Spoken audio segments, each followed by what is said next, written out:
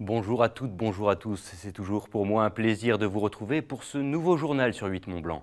Nous sommes le vendredi 30 septembre 2022 et voici les titres que nous allons développer dans cette édition. L'organisation des mondiaux de cyclisme de 2027 qui auront donc lieu en Haute-Savoie se dévoile petit à petit. Ce vendredi, un point presse était organisé afin de faire la lumière sur les détails de cet ambitieux projet. Et puis nous reviendrons sur le congrès de domaines skiables de France. Réunis à Lyon depuis hier, les stations lancent des réformes pour tenter d'adoucir leur empreinte environnementale ou en tout cas leur image auprès du grand public, nous le verrons. Je vous le disais en titre, depuis la semaine dernière et l'annonce officielle faite depuis l'Australie, la Haute-Savoie sait qu'elle organisera les championnats du monde de cyclisme en 2027. Avec 19 épreuves au programme, c'est tout le territoire haut-savoyard qui est concerné par cette compétition d'envergure très ambitieuse. Si on ne connaît pas encore tous les sites qui accueilleront les épreuves, on sait en tout cas désormais qu'un immense complexe multi-activités, sportif et culturel verra le jour. On fait le point avec ce reportage de Sébastien Germain. Plus de 11 000 athlètes annoncés, 19 épreuves et 2 semaines de compétition. Les championnats du monde de cyclisme 2027, ce sont avant tout des chiffres. Et on peut dire que le cahier des charges a été parfaitement rempli par la candidature au Savoyarde, qui aura donc convaincu l'Union cycliste internationale. Le comité directeur de l'UCI a été séduit par l'enthousiasme, la détermination, la volonté, le savoir-faire et puis finalement un terrain de jeu complètement unique ici en Haute-Savoie. Donc ça va être des championnats du monde exceptionnels et l'engagement de l'ensemble des collectivités, bien sûr de la région, mais aussi du président de la République dans un message très clair adressé à l'ensemble de notre délégation, a finalement achevé de convaincre l'ensemble des délégués. Ce vendredi après-midi, plus d'une semaine après l'annonce officielle, le comité d'organisation des mondiaux 2027 a présenté avec parcimonie quelques grandes lignes de l'événement. Seule certitude pour le moment, le congrès de l'UCI se déroulera à Roche Expo et la course en ligne sur route aura lieu à Sallanches avec la mythique côte de Domancy au programme. Au centre des polémiques et des tensions depuis plusieurs semaines, le fameux vélodrome sera intégré dans un vaste complexe multi-activités sportives et culturelles d'un coût total de 62 millions d'euros. Aujourd'hui, on ne construit plus de vélodrome. Aujourd'hui, on construit un complexe multisport culture qui n'existe pas dans ce département, dans lequel il y aura une salle de spectacle, dans lequel il y aura un plateau de 3500 m² pour faire tous les sports qui existent, sauf l'eau et la glace, dans lequel il y aura un mur d'escalade, dans lequel il y aura un bloc d'escalade, dans lequel il y aura des couloirs d'athlétisme qui seront couverts, parce qu'on est quand même en Haute-Savoie, hein. Pendant 6 mois en Haute-Savoie, faire du sport à l'extérieur, c'est voilà, et dans lequel l'anneau de piste cyclable ne représente que 20% du bâtiment. Et il y aura une piste de BMX olympique et une piste de pump track olympique qui sont des disciplines vraiment courues par les jeunes aujourd'hui. Voilà. Donc c'est pas un vélodrome, j'ai rien dit jusqu'à présent parce que je ne peux rien dire, ça n'a rien à voir avec un vélodrome, c'est un complexe extraordinaire pour un département, ça manquait dans toute la région Auvergne-Rhône-Alpes. Cette compétition sportive, la troisième en termes d'importance, après la Coupe du monde de football et les Jeux olympiques, aura pour but de dépasser le simple cadre du sport. Nous, on a un sport qui se pratique dans la nature, qui se pratique dehors, pour la plupart de ces disciplines en tous les cas. Donc ces sujets écologistes, ces sujets de protection de l'environnement, ils nous concernent, ils concernent nos membres, nos licenciés. Donc on ne peut être que sensible à ça. Après, comme l'ont rappelé le président Lapartien et le président Sadier, c'est du travail.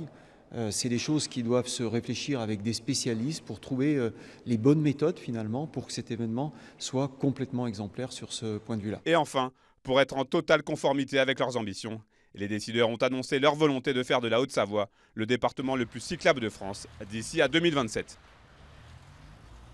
Malgré de bons résultats dans les stations de sport d'hiver la saison dernière, le ski n'a pas toujours bonne presse. Pas assez vertueux, trop coûteux ou encore réservé à une élite, la discipline essaie, année après année, de redorer son blason. À l'occasion de son 84e congrès, Domaines skiables de France a bien sûr passé de longues heures sur la question, présentant à cette occasion les dernières mesures en la matière. Reportage à Lyon de Sébastien Germain.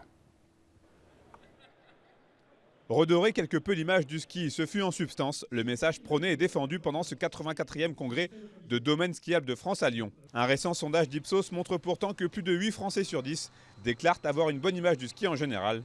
Une tendance que le Covid n'aura même pas réussi à inverser. Ce rendez-vous annuel était donc également l'occasion de mettre en avant les atouts du ski.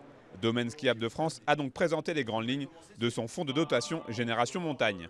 Les 3 axes principaux de ce fonds de dotation sont sur le volet environnemental et là on va accompagner l'association Mountain Riders dans son action montagne zéro déchet. Sur le volet social, on va accompagner des jeunes de Saint-Denis qui vont venir découvrir la montagne et le ski. Et puis sur le troisième axe, c'est-à-dire la solidarité, on va aider un de nos exploitants, c'est-à-dire Roubion, à former un immigré ukrainien.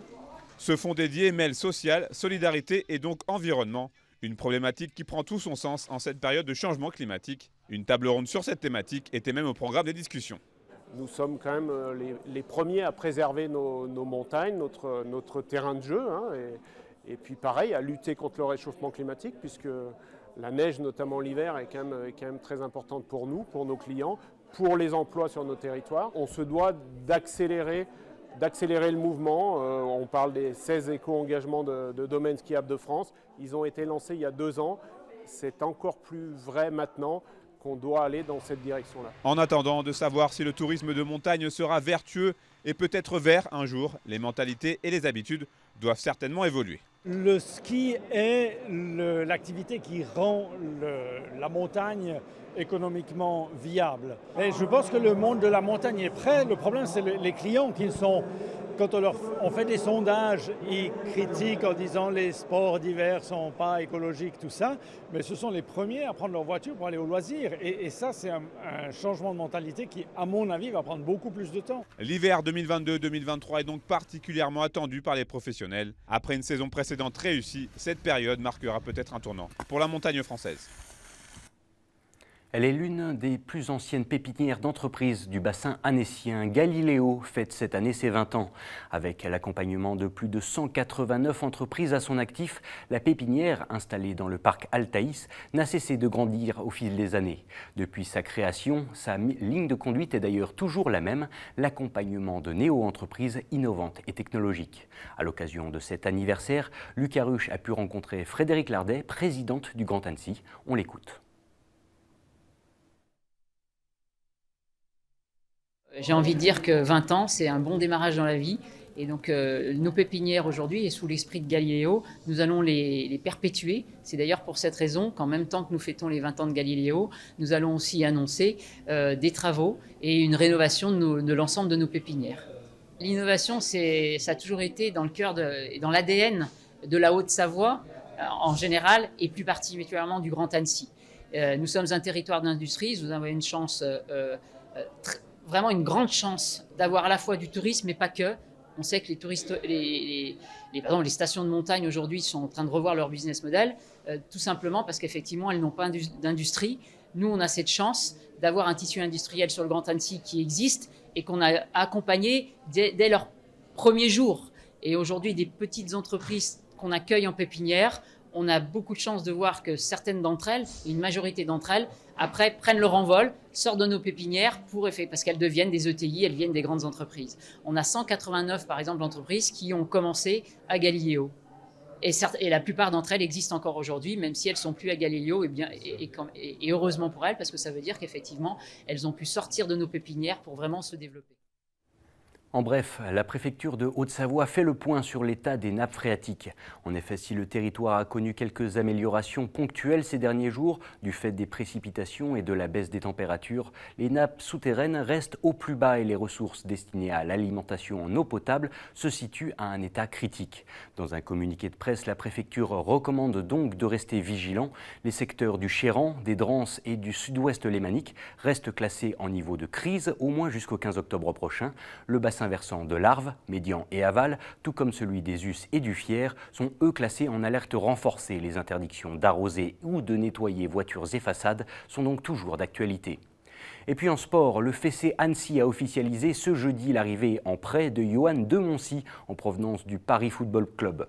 Fort d'une expérience de 80 matchs en Ligue 2, ce milieu relayeur remplacera numériquement Alexandre Fliponneau, lourdement blessé lors de la victoire du FCA face à Quevilly-Rouen. Lucas Ruche a recueilli les premières impressions de la nouvelle recrue. On l'écoute.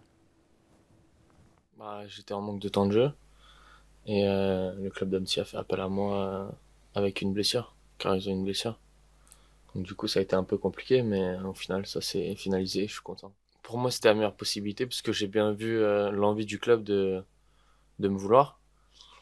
Et après en termes de club, c'est un club qui a quand même de l'ambition et qui propose du jeu, qui a des principes de jeu qui étaient pour moi important.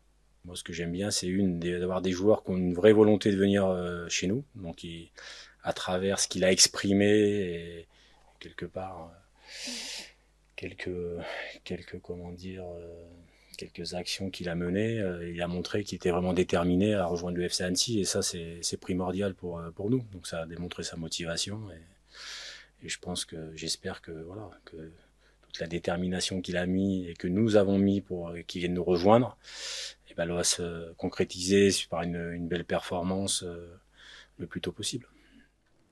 Et nous voilà déjà au terme de ce journal. Merci de votre intérêt pour l'information sur notre antenne. On se quitte avec des images qui donnent le sourire, celles de nos montagnes qui se sont parées de leur manteau d'hiver, ici à Val Thorens, filmé ce jeudi. Si le village ne bénéficie pour l'instant que d'une fine pellicule d'or blanc, au sommet des pistes avoisinant les 3000 mètres d'altitude, ce sont plus de 50 cm qui sont tombés ces derniers jours. Les premiers skieurs sont eux attendus dans moins de 2 mois. Dès la fin de ce journal, place à la météo de Thierry Paulme. Juste après, Victoria Lopez sera accompagné de Vincent Poirier à l'occasion de votre magazine Découverte. Quant au prochain JT, c'est lundi à 18h. D'ici là, je vous souhaite un bon week-end avec nos programmes.